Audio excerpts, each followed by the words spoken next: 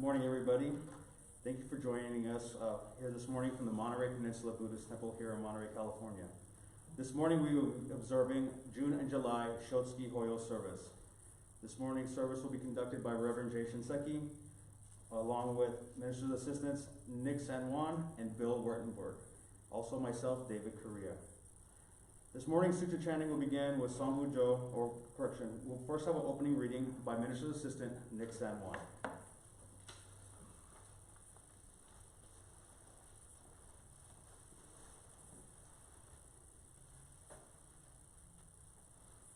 Please join me in Gasho.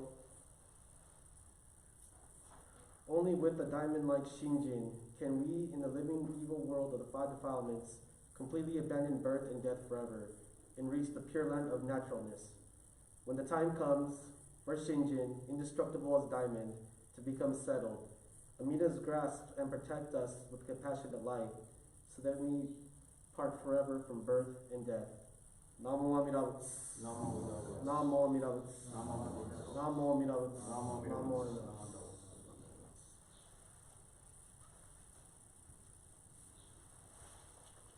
Thank you, Nick.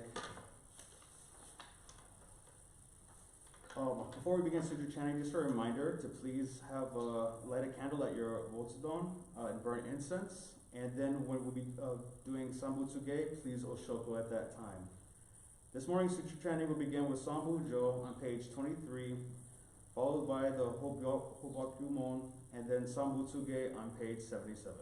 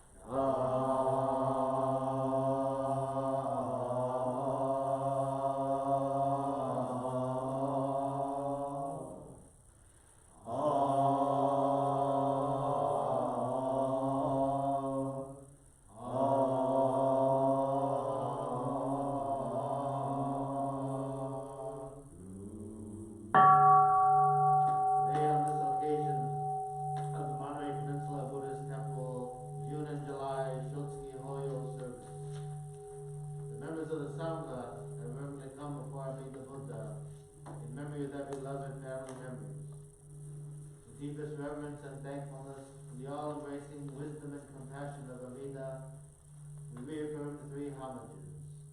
I for guidance. I go to the Dharma for guidance. I go to the Sangha for guidance. Namo Kia Boots, Namo Kia Ho, Namo Kia Soul, Nam Mandalas, Nam Mandalas, Nam Mandalas.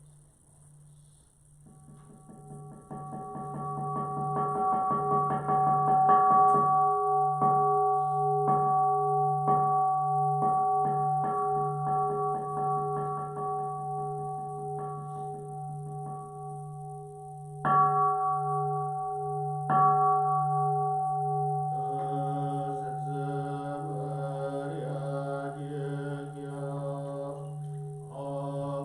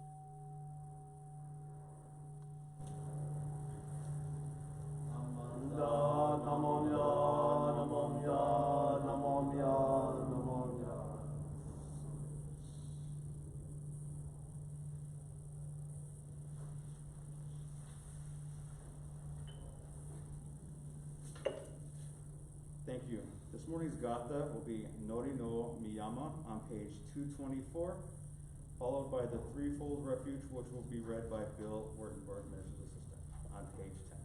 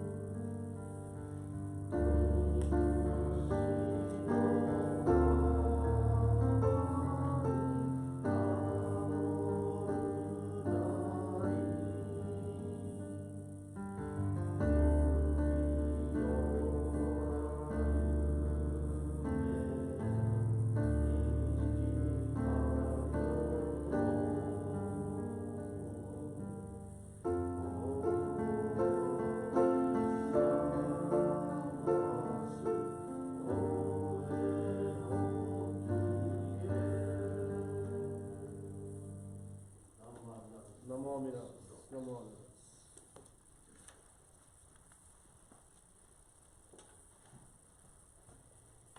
Please join me for the threefold refuge. Difficult is to receive a human form, now we are living it. Difficult is to hear the Dharma of the Buddha, now we hear it. If we do not cross over to the truth in the present life, in what life shall we cross over? Let us with sincerity and true reverence take refuge in the three treasures of the truth. I take refuge in the Buddha. May we together with all sentient beings awaken to the great way of enlightenment and to the unsurpassed intent of Amida Buddha. I take refuge in the Dharma. May we together with all sentient beings enter the storehouse of the Dharma, becoming like the wisdom ocean. I take refuge in the Sangha. May we together with all sentient beings become units in true accord and harmony with all things. The peerless, profound, and wondrous Dharma is rare to encounter, even in many hundreds and thousands of kalpas. Now we are privileged to hear and receive it. Let us thoroughly understand the true meaning of the Tathagata's teachings. Namo Amida. Namo Amida. Namo Amida. Namo Amida. Namo Amida. Namo Amida.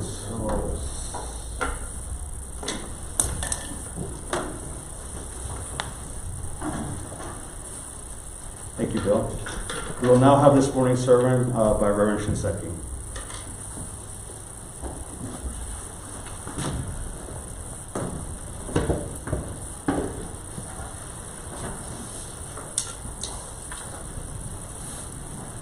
Thank you very much, David. Good morning, everyone. I'd like to ask you all once again to please put your hands together and join me in Gasho. Shakyamuni Buddha appeared in this world and expounded the teachings of the way to enlightenment, seeking to save the multitude of beings by blessing them with this benefit that is true and real. Thus, to teach the Tathagata's primal vow is the true intent of the sutras. The name of the Buddha is its essence.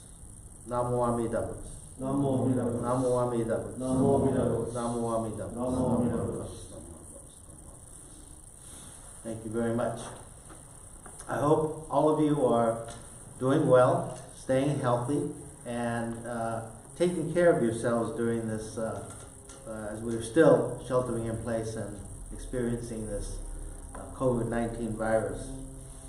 Today we're in Monterey, and we are observing the June and July Shotsuki Hoyo service, or the memorial service, that's held once a month in memory of those who have passed away.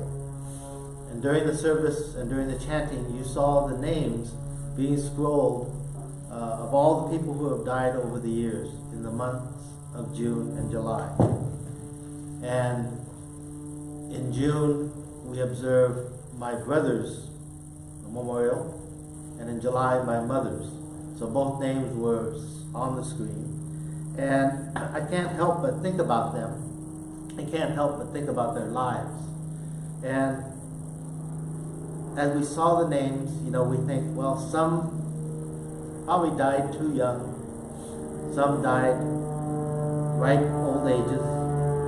But either way, their lives and our lives have been nurtured because of them.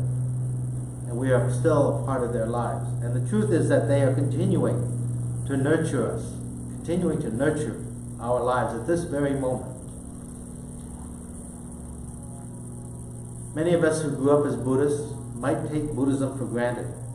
But if we think about the thousands of years of growth, the thousands of years of nurturing that have kept the words of the Buddha alive, and today we are able to hear and receive the teachings of the Buddha. This is really quite phenomenal. 2,500 years, the words of Shakyamuni Buddha have lasted that many years. And through all sorts of political, social, world upheavals and changes, that teaching has traveled both east and west from India and found itself in countries thousands of miles away. Now, as Buddhism traveled along the Silk Road from India, heading west towards Turkey, heading east towards Asia, Japan, it carried with it not just the Dharma, but it carried with it cultures, peoples, and all sorts of different things, including food. Some of the things that we enjoy today, such as curry and rice and lotus roots, were all staples of the Buddha 2,500 years ago. And now we enjoy them today. There was also a melon that was called Shiro Uri, white melon. And that white melon was pickled. So it came from India, traveled east, and happened to find its home also in Japan. Now, when I was growing up, my father, he used to make tsukemono. And tsukemono is, as many of you know, a pickled vegetable. And in our small little shed in the back of our house, my father had ceramic pots with wooden lids. And in each of those pots, he was fermenting melon, daikon radishes, other vegetables. And one of my favorites, that still is today, was called narazuke. And narazuke is very interesting because it has its roots in India with that white melon, but also it was created in Nara, Japan, the first capital of Japan, and where Buddhism thrived. And it was Buddhist monks who made this narazuke. And it took years of care, years of nurturing to create this delightful, delicious pickled melon called narazuke. So this narazuke has a history going back some 1,300 years. It dates back before Kyoto became a capital city. So it's very, very old. But what I want to talk about is how this narazuke was first developed and introduced in Japan. It made its way along the Silk Road. With the introduction of Buddhism came this wonderful food. So about 650 AD, in the Nara period, Buddhist monks traveling from China to Japan brought with them this delicious melon, also this pickled melon. And at that time, Nara became famous then for this narazuke, this pickled melon. Now I understand that it takes about 4 years of stirring, mixing, and changing the solution that makes really good narazuke. In other words, it takes a lot of patience. It takes a lot of nurturing. It is definitely not a fast food. So whenever I eat narazuke, I'm reminded of my father, but I'm reminded of the time and the care that it takes to make something what seems so simple and yet so delicious.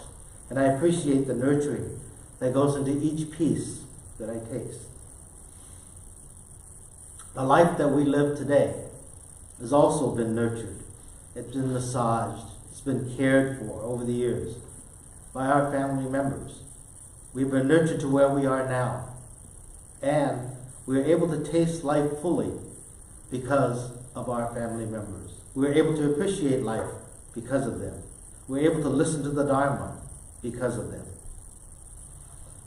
You know, sometimes when we do Shotsuki Hoyo and I see the names of my parents there, I wonder if I'm really honoring my parents and their nurturing of my life in the very best way that I can. I feel sometimes that I am, but more often perhaps I am not. Despite my best efforts, I make mistakes.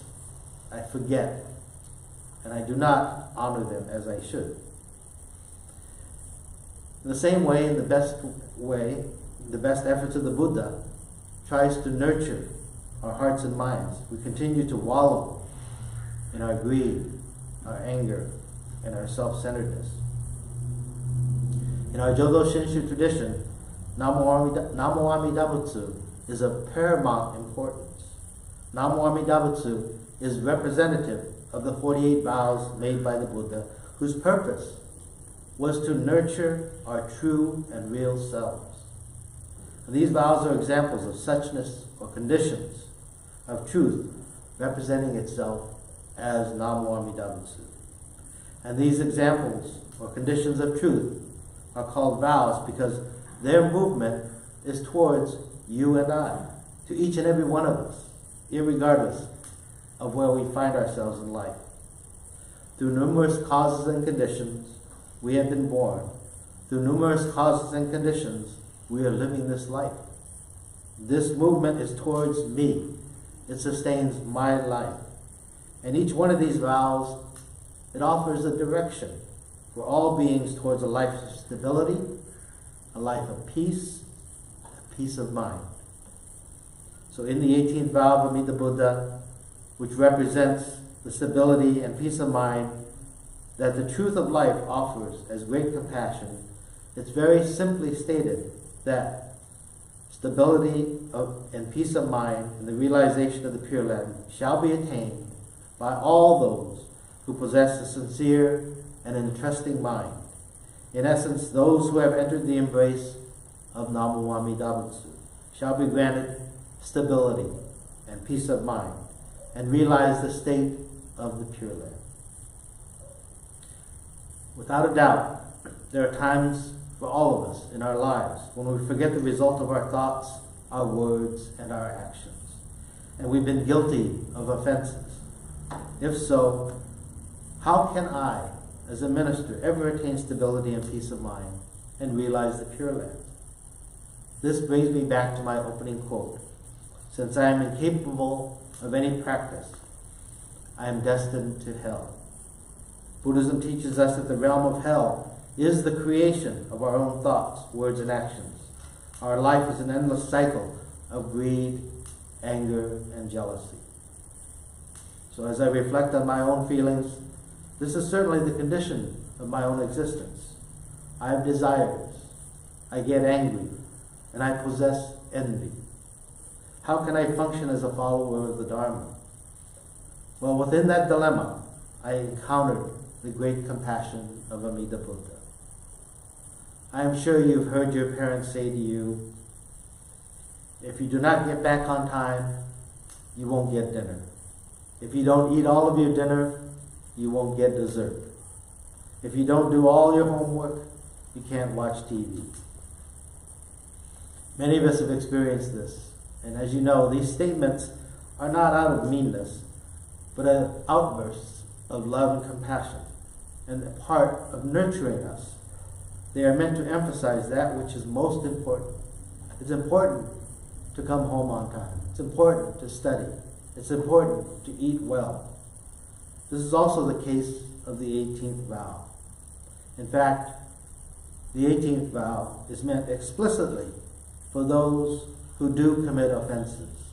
The wisdom and compassion of Amida Buddha is directed specifically towards those who dwell in the hellish realm of greed, anger, and ignorance.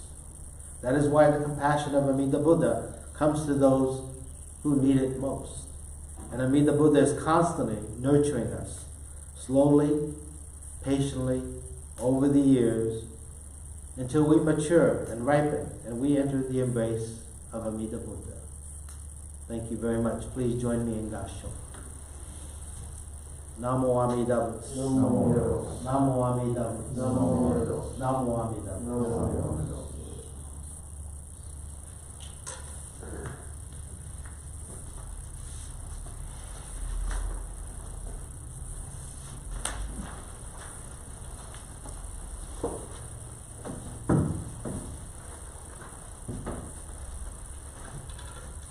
Thank you, Reverend Shotsuki. We will now have a reading of the Gobun Sho by myself, David Correa, followed by Reverend Shotsuki.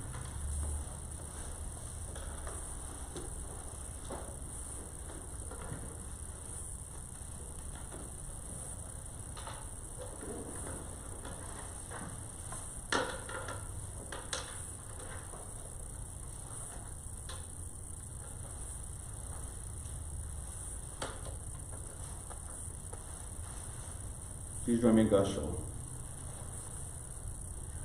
Shinran Shona's taught that the essence of Jodo Shinshu is Shinjin. The reason is that by abandoning all other practices and completely entrusting ourselves in Amida Buddha, our primal rebirth is assured by Amida through the inconceivable power of the primal vow. This is known as entering the ranks of the truly assured at the very moment of Shinjin. Thereafter, all utterances of the Nembutsu should be understood only as expressions of gratitude for Amida's assurance of our spiritual rebirth. With reverence, I remain. Namo Amida Butsu. Namo Amida Buddha. Namo Amida Butsu. Namo Amida Buddha. Namo Amida Butsu. Namo Amida Buddha. Namo Amida Butsu. Namo Amida Butsu.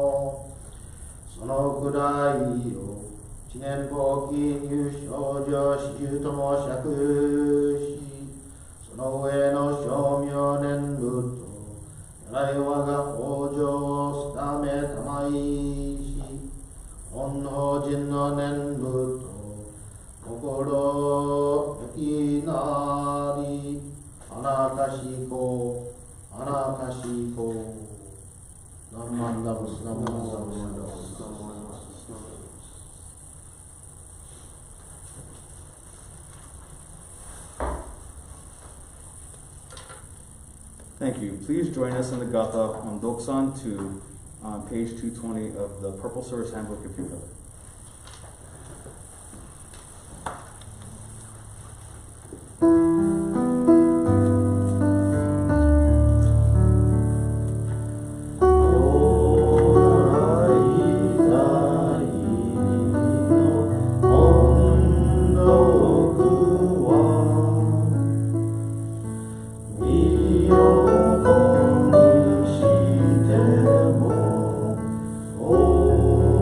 Oh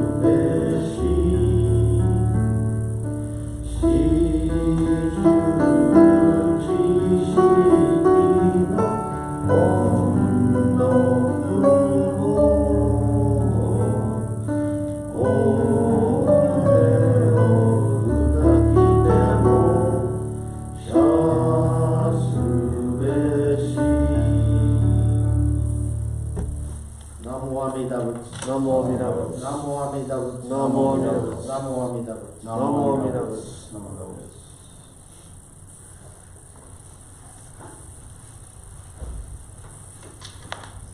So next week on June 21st at 10 a.m., we will be live streaming from the Salinas Buddhist Temple, and we will be observing their Shotsuki Hoyo service.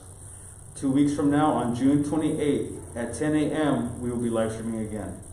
We will now have our closing reading by Bill Word.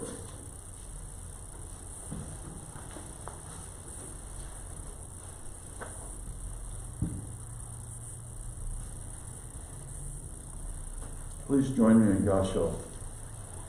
The Buddha in the causal stage made the universal vow. When beings hear my name, think on me, I will come to welcome each of them. Not discriminating at all between the poor and the rich and well-born. Not discriminating between the inferior and highly gifted. Not choosing the learned and those upholding pure precepts.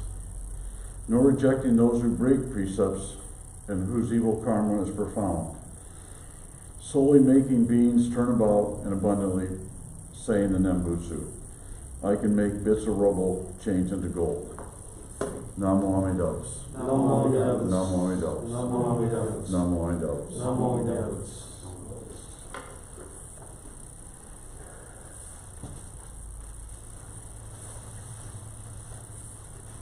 Thank you, Bill.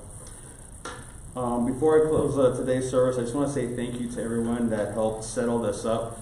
You don't see it, but there's a lot of stuff that goes on behind the scenes here to make sure that we bring the Dharma into your house. And we are very pleased to do so. I would like to say thank you to Bill and Nick, and also Reverend Shotsuki, and I hope that you remain safe and you have a great rest of your weekend. Thank you very much.